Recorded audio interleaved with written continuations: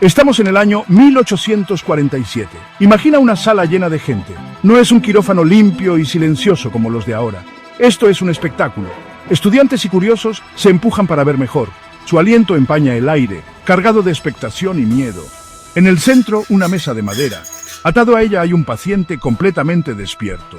Sus ojos se mueven sin parar, llenos de terror. No hay anestesistas amables, solo el brillo del metal y la cara seria del cirujano. Así era la cirugía antes del bendito alivio del olvido. Una necesidad brutal y aterradora. El cirujano de esta época era tanto un artista como un sanador. Su fama solía depender de una cosa, la velocidad. Cuanto más rápida la operación, menos tiempo pasaba el paciente en un sufrimiento terrible. Y pocos eran más rápidos que el doctor Robert Liston. Lo llamaban el bisturí más rápido del West End. Sus amputaciones eran famosas. Podía quitar una pierna en menos de 30 segundos. Era un hombre imponente, fuerte y decidido, pero en un mundo sin calmantes para el dolor, sin entender las infecciones, ¿era esa velocidad una bendición o una maldición? Los bisturís y sierras de Liston se limpiaban a menudo en su delantal. Un delantal tieso por la sangre seca de otros pacientes. Nadie sabía entonces de los asesinos invisibles que había en esas manos sin lavar y herramientas sin esterilizar. Cada operación era una apuesta. Un intento desesperado contra el dolor, contra el shock, contra la infección casi segura que venía después. Liston se movía con una eficacia aterradora. En la carrera frenética contra la resistencia del paciente, ¿qué horrores podían pasar? Hay una operación que persigue la historia de Robert Liston. Una historia que se cuenta en voz baja en la medicina con una mueca. Es una historia tan increíble, tan macabra que parece mentira, pero se dice que es verdad. Durante una de sus famosas y rápidas amputaciones de pierna, el bisturí de Liston se movió con su velocidad de rayo habitual, demasiado rápido quizás. Con las prisas, no solo quitó la pierna del paciente, sino también los dedos de su joven ayudante. El ayudante, agarrándose la mano que sangraba, seguramente estaba en shock. El paciente, en la mesa, sufrió el trauma inmediato de la cirugía. Las consecuencias fueron terribles. El paciente murió después por una infección.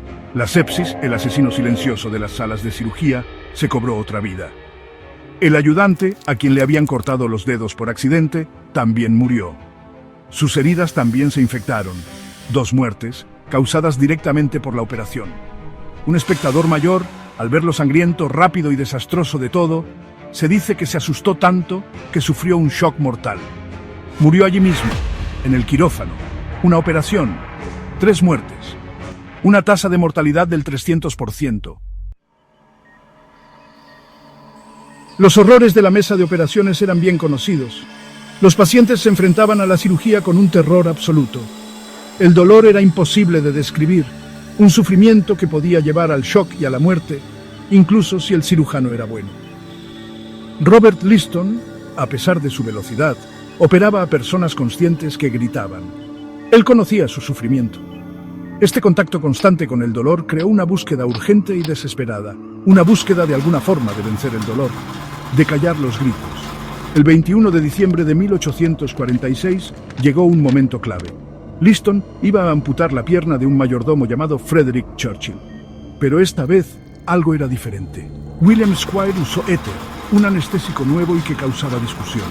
La galería estaba llena. Había mucha duda en el ambiente. Liston, siempre seguro, dicen que gritó: «¡Cronometradme, señores!». La operación empezó. Para sorpresa de los que miraban, Churchill no gritó. Se quedó quieto. Liston trabajó con su velocidad de siempre, quitando la pierna en solo 28 segundos. Cuando Churchill despertó, preguntó cuándo empezaría la operación. Mientras la anestesia vencía al dolor, otro asesino seguía acechando en los quirófanos la infección. Los pacientes podían sobrevivir al bisturí del cirujano, aguantar la operación sin gritar, solo para morir días después de sepsis. Las fiebres, el pus y la gangrena eran terriblemente comunes. La época de Liston estaba plagada de este enemigo invisible. Cirujanos como Liston operaban con levitas endurecidas por sangre vieja y pus. Estas ropas se llevaban con un extraño orgullo, se consideraban símbolos de experiencia, no transmisores de enfermedades. La idea de que los gérmenes causaban enfermedades todavía no se aceptaba mucho. La teoría del miasma, la idea de que el mal aire causaba enfermedades, era muy común. Los instrumentos quirúrgicos, como mucho, se limpiaban, pero casi nunca se esterilizaban. Las propias manos del cirujano, al pasar de un paciente a otro, podían llevar microbios mortales. Antes de la anestesia, la velocidad era lo más importante. La fama de Robert Liston se basaba en eso. Su habilidad para amputar una extremidad en solo segundos era una triste necesidad. Cuanto menos tiempo pasaba un paciente consciente bajo el bisturí, más posibilidades tenía de sobrevivir al shock y al dolor inmediatos. La habilidad quirúrgica se consideraba igual a una ejecución rápida. La llegada de la anestesia, que el propio Liston defendió en Gran Bretaña, lo cambió todo. De repente, los pacientes se quedaban quietos y no sentían dolor.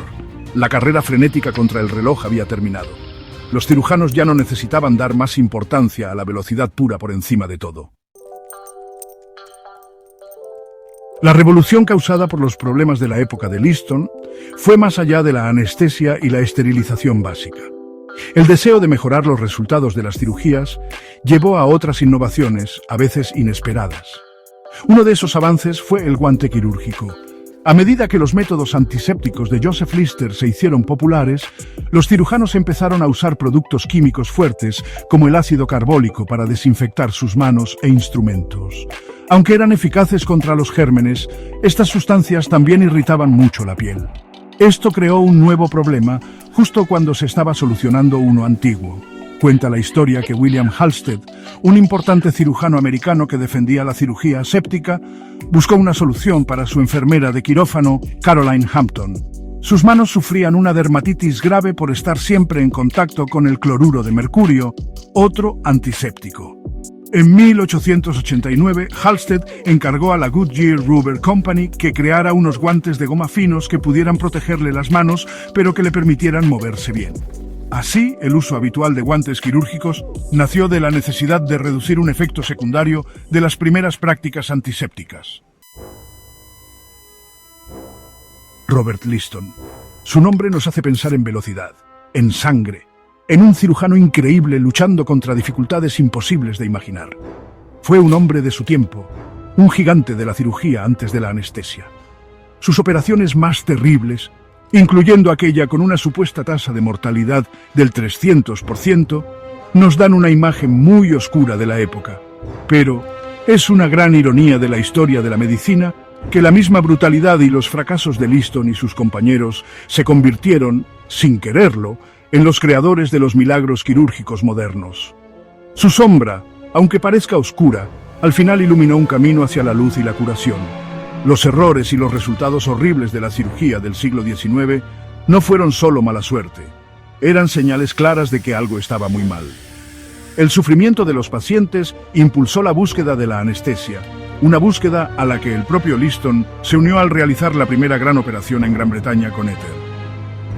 El terrible número de infecciones después de las operaciones, que se cobró la vida de tantos pacientes de Liston, llevó a pioneros como Lister a desarrollar técnicas antisépticas.